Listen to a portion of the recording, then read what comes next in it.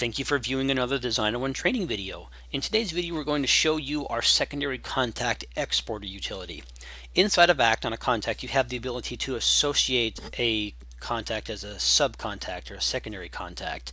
These secondary contacts are treated as second-class citizens, if you will, and you can't export to them, you can't email to them. So if you ever want to have a mailer or some kind of marketing piece that contacts all of your contacts in your database, including the secondary contacts, it's kind of tough to pull that information out.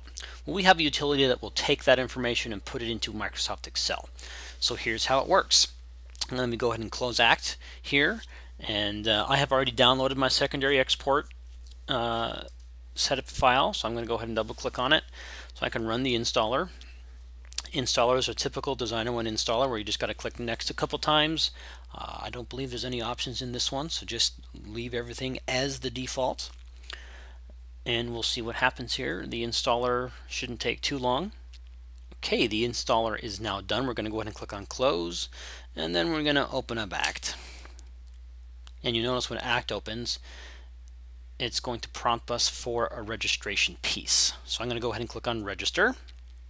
So I'm going to plug in my serial number, click on that register button, and then it's going to go do its thing on the backside. Once the registration is complete, you get a nice little thank you message and information where you can contact support. After you click on close, ACT will actually open and allow you to log onto the database. And this is actually a pretty simple utility. Once we get into the database, you'll notice here when I go to the tools menu, I now have a new option that says secondary contact export. So if I click on this, it allows me to click on go.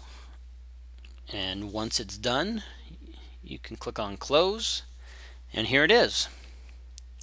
So you can then reformat this, slice it, and dice it as you see fit, and call it good.